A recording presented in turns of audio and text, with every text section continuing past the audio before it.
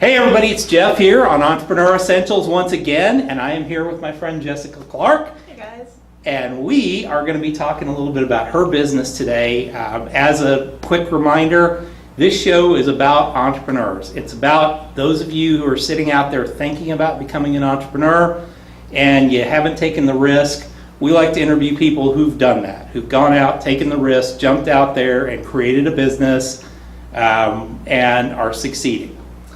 We also love to highlight local businesses because that's what we do here. We're about local business. We are a local business, and we want to make sure that we let people know that these folks are out there slugging it out every day. Hopefully that'll give you the ability to say, I'm going to get off the couch, I'm going to stop watching TV, and I'm going to create a business of my own, even if it's a part-time gig. Right down below me is our subscription button. Make sure that you subscribe to the channel, because you won't get these updates when they come out. So if you don't subscribe to the channel, so we will see you every week when we have these come out. So Jessica, tell us a little bit about your entrepreneurial journey. Well, it started about 2 years ago. I hit a wall and realized that I could not go out to school to be this engineer, this thing that I thought I wanted to be. Okay. Or more like I told myself I wanted to be. And I have a similar story. So I hit this wall and I went through a kind of like life hiatus for about like 6 months, and then I realized that, you know, I felt comfortable and creative, and this is something that I'm good at and I love, and more importantly, it's something that I love to see in other people. Okay. So I decided I was going to go to school to be a visual merchandiser.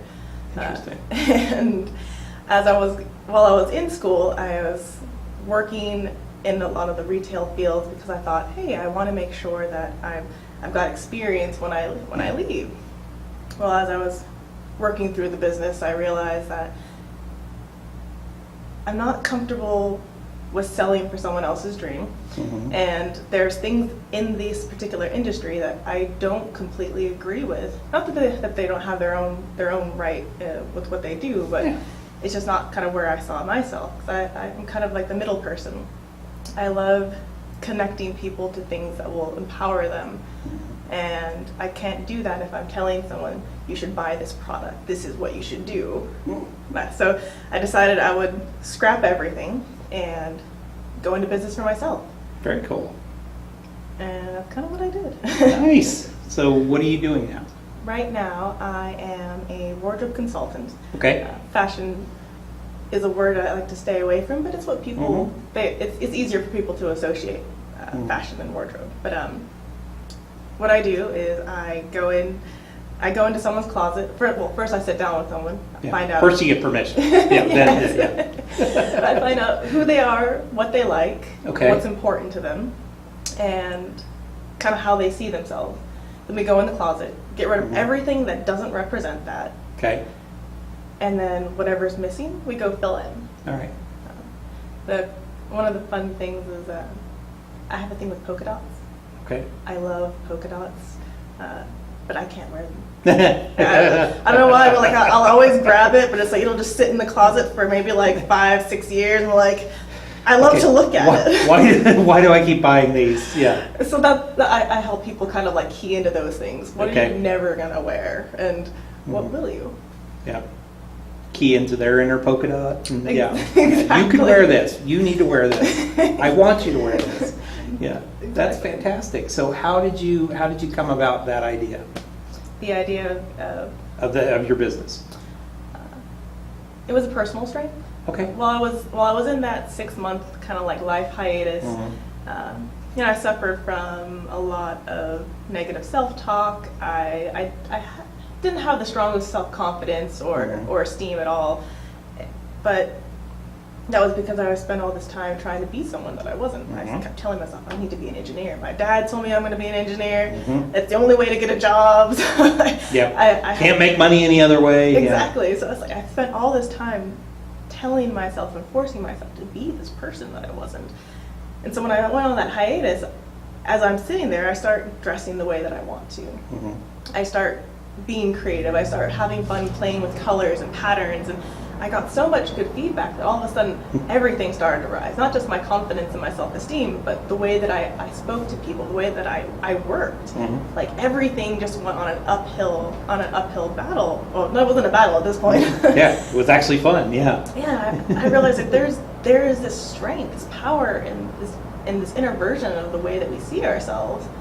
So I wanted to help people tap into that. 'Cause if we see ourselves better, then we work better, right?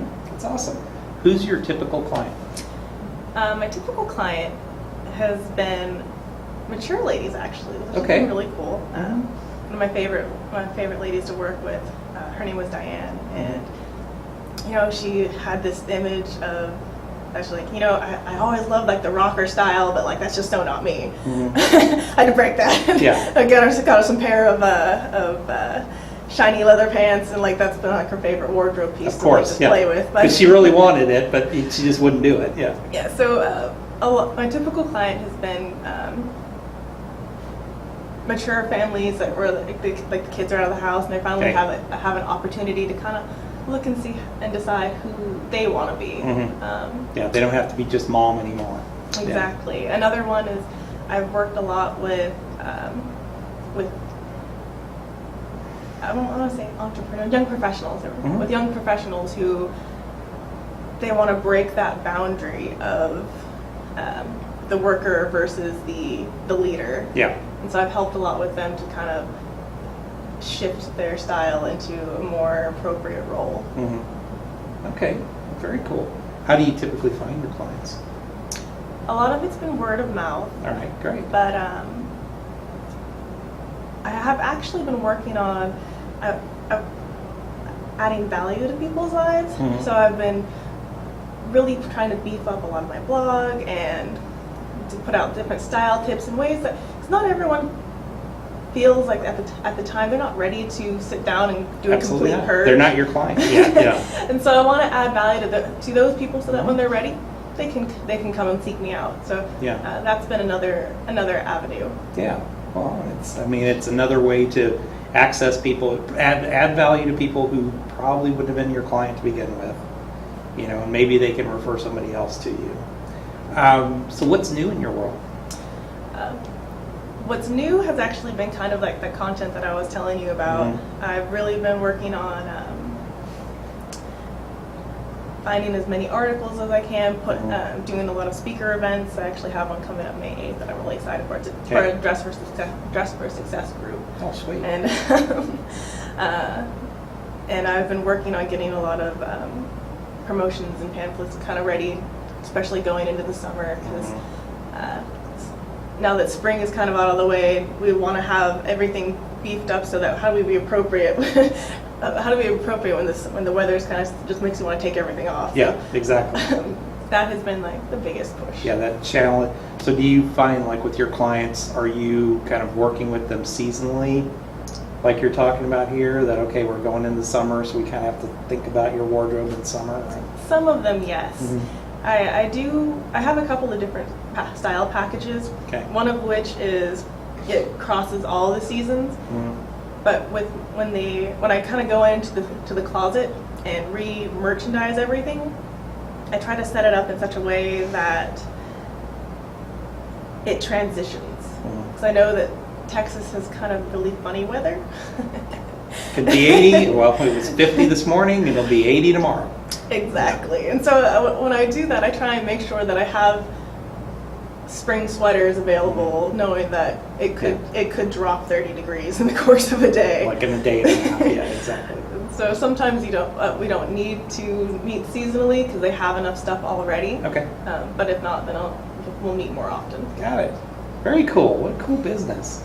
It's fun. It looks like you're having a blast with it. Yeah, I like seeing people's impressions of themselves change. Yeah, exactly. Now, do you do any work with men?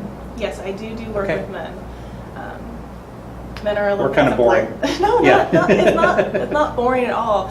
There's actually a lot of options out there, but what I found is I love the challenge that men have to face, Mhm. because there are options, but a lot of the clothes is just like a single cut. Yeah. And not everyone has a simple cut body. Yeah. But Some of us are built like gorillas. Yes. But the thing is that I've noticed that men, whereas we have tons of options and we'll search and dig, Yeah. men don't really care to go to that far extreme. So Yeah.